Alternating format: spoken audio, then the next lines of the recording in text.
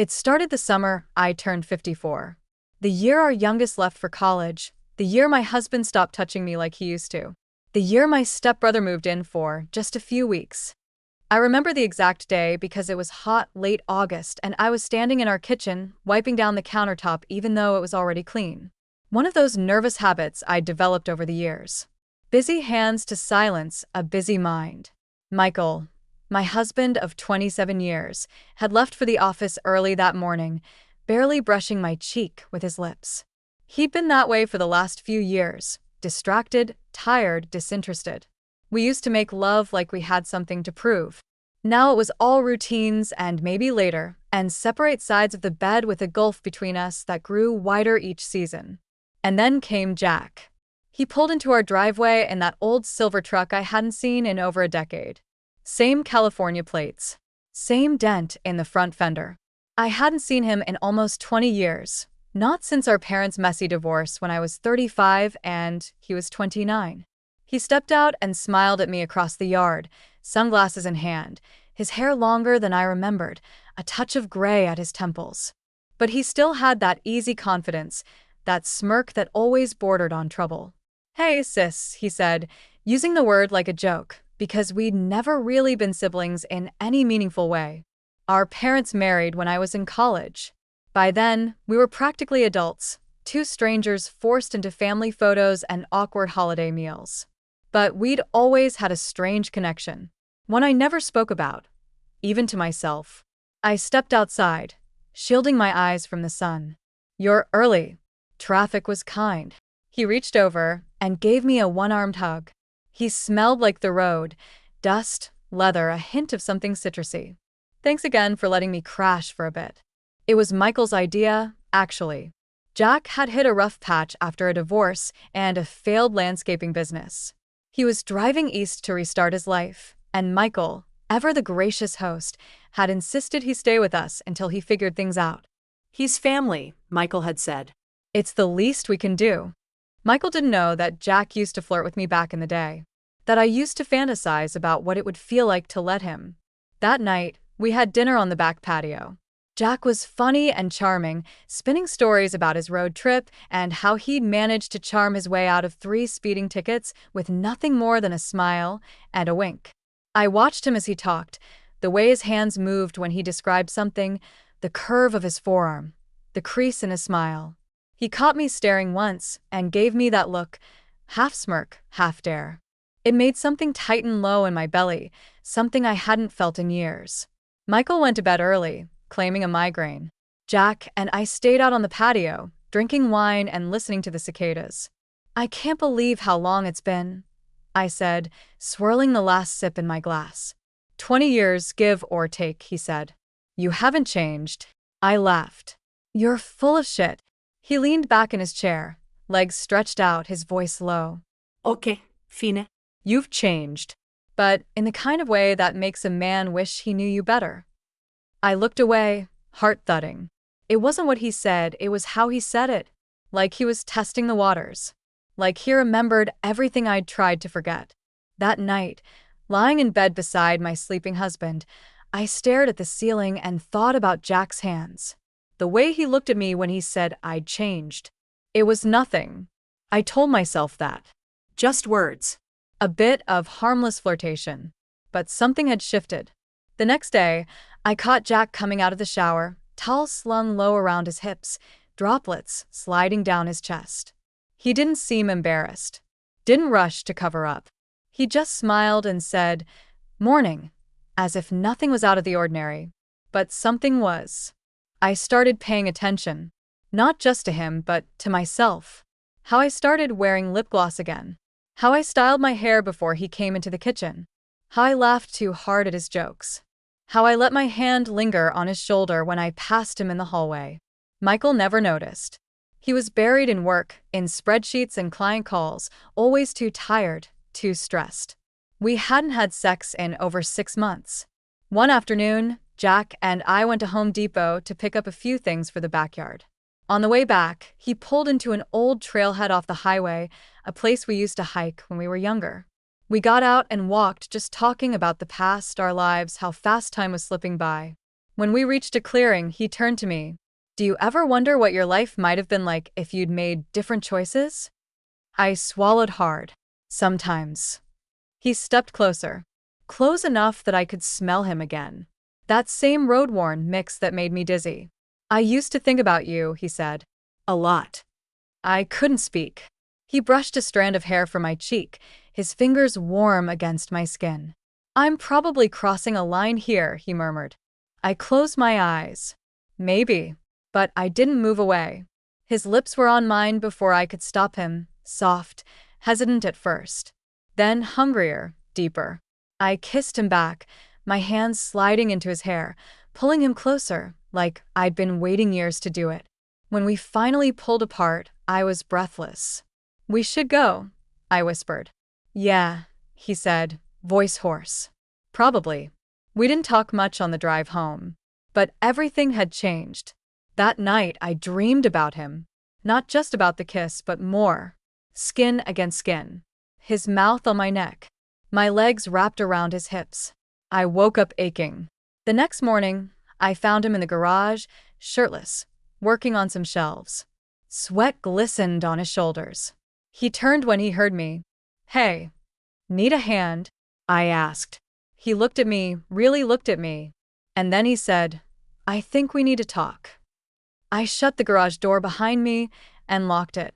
He watched me as I stepped closer, the door clicking shut behind me.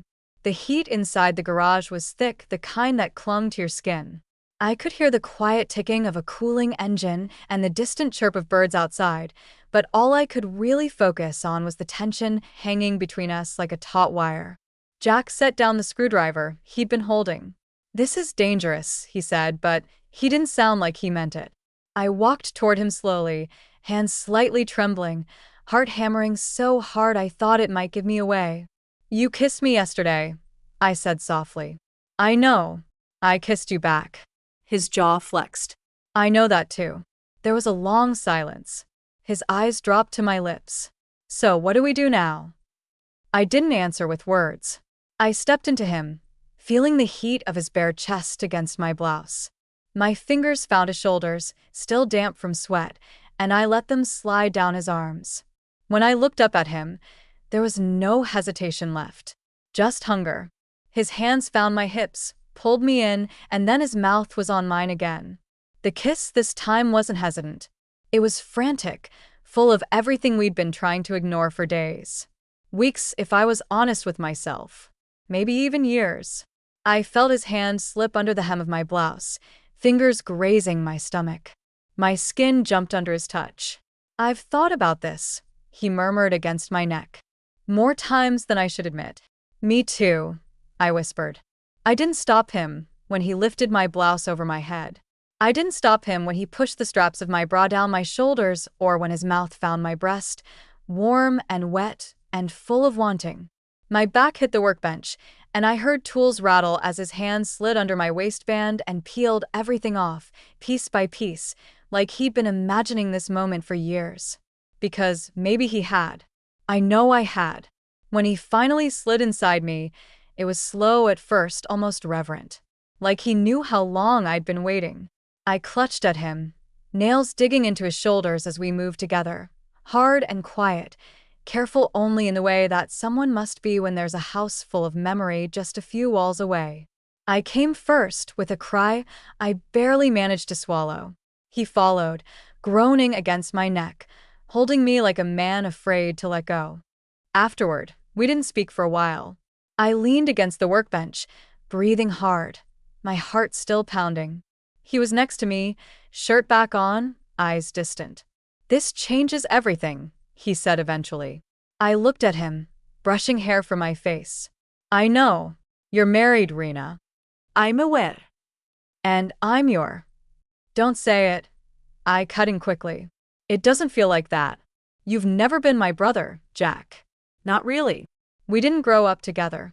We were adults when our parents married. This, I gestured between us.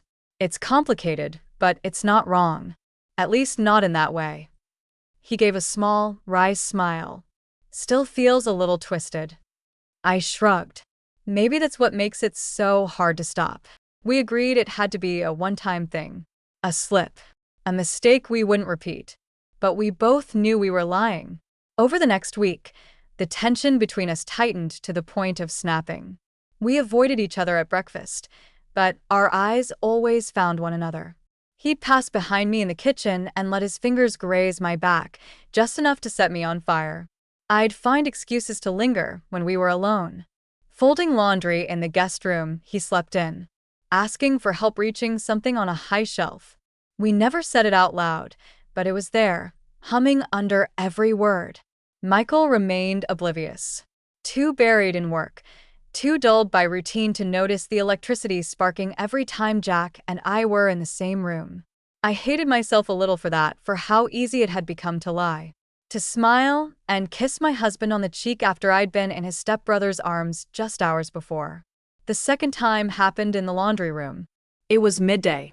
Michael was on a video call in his office, and I was pulling warm sheets from the dryer when Jack came in behind me. "You forgot your phone," he said, setting it on the counter. "Thanks." He didn't leave. Just stood there, watching me. "You're torturing me," he said after a moment. I turned. "I haven't touched you." "That's not what I mean." He stepped forward, his voice lower now. "You walk around this house in those little shorts. That tank top with no bra. You smell like heaven and fold my underwear like we're playing house." I swallowed hard. "You want me to stop?" He was in front of me in 2 steps, hands on my hips. No. "I want you to stop pretending this isn't happening." His mouth found mine again, hotter this time, more desperate. We didn't even make it out of the laundry room. Bent over the dryer, his hands gripping my hips, my legs trembling, I let him have me again. Fast, rough, completely unplanned. It was supposed to be the last time. But we both knew it wouldn't be. Some nights I'd lie awake in bed next to Michael, staring at the ceiling, trying to make sense of what I was doing. Jack was wrong for me in every obvious way. But he made me feel alive, desired, like a woman again, not just someone's aging wife. I wasn't thinking about consequences. I wasn't thinking about guilt. I was thinking about skin, heat, that pulse between my legs that had been ignored for too many years. I was thinking about the way Jack looked at me like I was 25 and dangerous. One afternoon, I found him in the guest room, packing a bag. "You're leaving?" I asked, throat tightening. "I have to," he said without turning around. "This you and me. It's getting out of hand." I crossed the room, put my hand on his back. "Jack." He turned to me, jaw clenched. "You're married, Rena. This isn't just a fling. This is a goddamn train wreck waiting to happen." "Then why does it feel so good?" I asked. "Because it's forbidden," he said. "Because it's everything you've been missing and everything I've been wanting." I kissed him again. I couldn't help it. He didn't push me away. He never did. We ended up on the bed, clothes half on, half off, his mouth hot and urgent between my legs. I bit my lip to keep from moaning too loud. When he slid into me, we moved together like we'd done this forever, like our bodies had been waiting years to meet in just this way. Later, lying against his chest, I whispered, "What are we doing?" He didn't answer right away. "Falling," he said finally, "and praying we don't hit the ground." We didn't hit the ground, not right away anyway. We hovered there for weeks, suspended in something that felt a little like heaven and a lot like hell. Jack didn't leave like he said he would. And I didn't tell him to. We went on pretending, to my husband, to ourselves, to the ticking time bomb of what we were doing. I still cooked dinner every night, still smiled and laughed and played the dutiful wife. I even climbed into bed with Michael when he reached for me one Thursday evening after too many glasses of wine. It was awkward and quiet and over in less than 5 minutes. I lay there afterward, staring at the ceiling, feeling hollow and used, worse than if nothing had happened at all. The next morning, I found Jack in the garden, shirtless and barefoot, kneeling in the soil while the sun crept over his back. I stood in the kitchen watching him through the window, an ache blooming inside me. It wasn't just the sex anymore. It hadn't been for a while. It was the way he saw me, the way I felt in his presence. I'd been sleepwalking through my life, and now I was wide awake. When I walked out to him with coffee, He stood and wiped his hands on a rag, a smudge of dirt on his cheek. "You didn't come to me last night," he said quietly.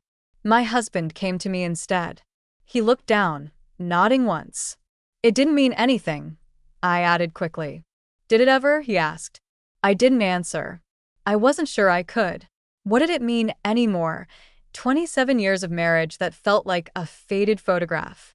Jack reached out and touched my wrist, fingers soft against my skin. "Come with me," he said. "Where?" "Anywhere." For a day. "Just you and me." I hesitated. "I can't disappear without an excuse." "Make one," he said simply. "You do it all the time now." I hated how right he was. So I told Michael I was spending the day helping a friend look at kitchen remodels. He barely looked up from his laptop. "Sounds boring," he muttered. "It is," I replied.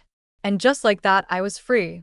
We drove up the coast with the windows down, the wind pulling at my hair, Jack's hand resting on my thigh. I wore a sundress I hadn't pulled out in years. He couldn't stop looking at me. "I forgot what it feels like to just breathe," I said at one point, staring out at the cliffs and the ocean beyond. He glanced at me. "I'll remind you every chance I get." We ended up in a sleepy beach town and rented a room in a small, old hotel that smelled faintly of salt and lemons. The moment the door closed behind us, he pulled me in and kissed me like he'd been starving. We barely made it to the bed. Everything about that day felt like a dream. We lay naked under thin white sheets, sunlight pouring across the bed like honey. We talked, really talked, about who we were, about regrets, about how hard it was to admit we'd both spent so many years chasing the wrong things. "I was always drawn to you," he said, tracing circles on my bare stomach. "Even when I shouldn't have been." "I used to imagine you watching me when we were younger," I confessed. Like I was crazy for even thinking it. "You weren't crazy," he whispered. I watched. The admission sent a fresh flush through me, even at my age. Especially at my age. We stayed until dark. Had dinner in the same room, ordered up by a kind old woman at the front desk who gave us knowing eyes but asked no questions. Afterward, he took me again, slow this time, reverent, like he was memorizing every inch of me. When we finally left, I felt a sadness in my chest I couldn't shake. Because I knew I didn't want this to end. But reality was waiting, as it always is. When I walked through the door just after 10, Michael was sitting at the dining table with a tumbler of scotch in front of him. He looked at me with glassy, unreadable eyes. "You smell like the ocean," he said. I froze. "We live inland." I set down my bag, carefully. We want to look at a friend's rental property near the coast. She's thinking of flipping it." He nodded slowly, took a sip. "You used to be a terrible liar." "I still am," I said quietly. He didn't say anything more, just stared at the ice melting in his glass. That night, I couldn't sleep. Not out of guilt, but fear. Not fear of being caught, fear of losing whatever Jack and I had stumbled into. It was madness, and I knew it, but it made me feel something again. Something real. 2 days later, Jack handed me a folded piece of paper. "What's this?" I asked. "Address to a property I found. It's small. Has a garden. A porch swing. Enough space for 2 people who want something quiet." I blinked at him. "You think we could just start over?" "I don't know," he said. "But don't you want to find out?" I did. God help me, I did. And that scared me more than anything. Because I still hadn't told Michael. I still hadn't shattered the illusion of the life we'd built. "You're asking me to burn everything down," I whispered. "No," he said gently. "I'm asking you to stop pretending the house isn't already on fire." That night, I told my husband I needed to talk. He looked up at me and said nothing. "I haven't been happy," I started. "For a long time." "I know," he said. "You knew. You think I don't notice the way you look at him? The way you stopped looking at me." He exhaled, a long, weary sound. "I just didn't want to believe it. I didn't want to hurt you." Well, too late for that. The silence that followed was the deepest I'd ever known.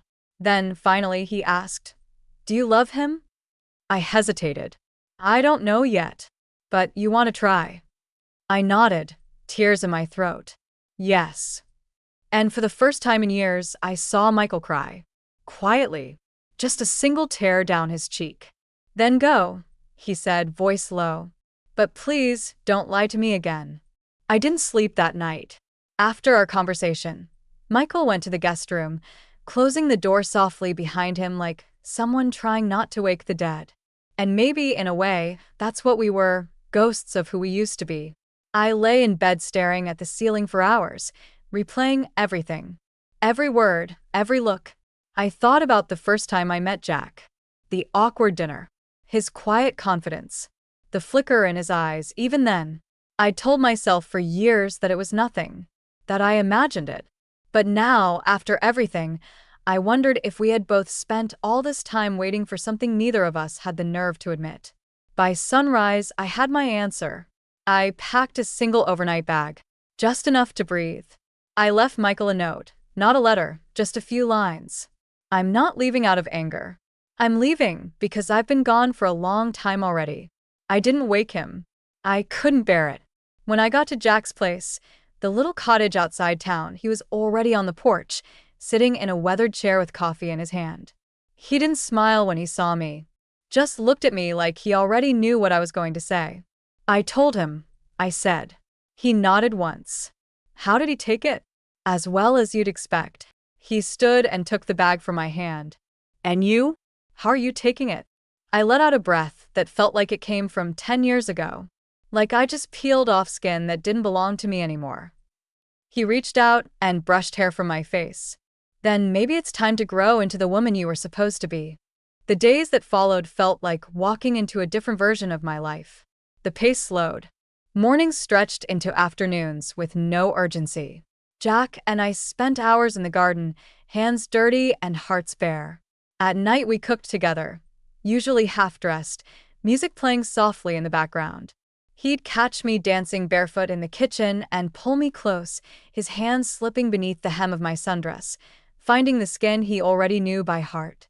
We made love like the world was ending, sometimes slow, reverent like prayer, other times fast and desperate, on the kitchen counter, in the shower, once outside under the stars.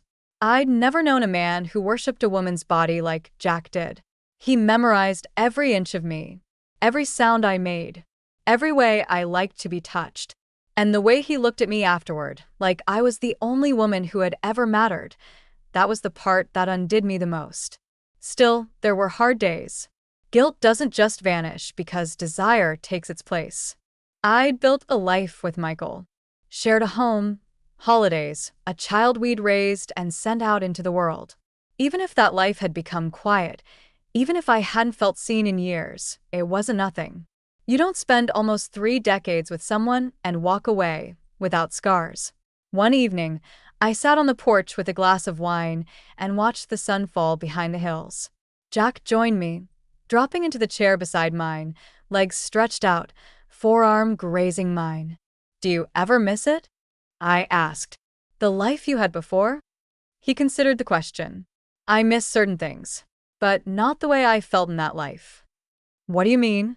I always felt like I was standing outside my own skin, going through the motions, smiling on command, dating women who wanted a version of me that didn't exist. I nodded slowly. I know that feeling. He turned his head to look at me. But with you, I feel like I'm finally inside my life. For better or worse. I reached out and took his hand. Same. Weeks passed. Then months. I eventually signed the divorce papers Michael sent without drama. No loaders. No threats. Just a quiet end. A note tucked inside from him read. We were good once. I hope you find that again. Maybe you already have. I cried when I read it. Not because I regretted leaving, but because sometimes endings are sad even when they're right. One Saturday, Jack and I hosted a small dinner for a few friends from town. I caught him watching me across the table as I laughed with a neighbor's wife. His gaze held something soft and full of fire. Later that night, as I stood in front of the mirror brushing my hair, he came up behind me, wrapped his arms around my waist, and said, "You're glowing." "It's the wine," I teased. No, he said. It's you. I turned to face him. Do you ever wonder how it would have been if we'd met differently? If our parents hadn't been the weird bridge between us? He smiled. You think I would have been able to stay away from you if we weren't tied by some awkward family thread? I think we might have ended up in bed faster, I said, grinning. Doubtful, he murmured. We were already moving at lightning speed. I laughed, then paused. Do you think people will judge us? He kissed my forehead. People will always judge. But they're not the ones lying next to you at night. They're not the ones touching you like this. His hands slid down to cup the curve of my backside, or making you come so hard you forget your own name. I moaned softly, leaned into him. God, I love it when you talk dirty. He chuckled. I love it when you forget to be polite. We didn't make it to the bedroom. Right there, against the vanity, I let him pull my robe open and press his mouth to my breasts, licking a path down my belly as I leaned back and spread my legs for him. His tongue knew me by now, how I liked it slow at first, then faster, deeper, until my knees shook and I cried out, clutching his hair, shaking with the kind of release that feels like a rebirth. When he stood and kissed me, my own taste on his lips, I wrapped my arms around his neck and whispered, "Don't ever let me sleepwalk through life again." "I won't," he said, lifting me effortlessly and carrying me to bed. "I'll wake you every day." We were never supposed to be a love story. But that's the thing about life at our age. You stop worrying so much about the rules, about appearances, about what other people think. What matters most is how you feel when you wake up next to someone, how your body softens when they touch you, how your soul exhales. Jack was unexpected, inappropriate, complicated, but he was mine, and I was finally completely his.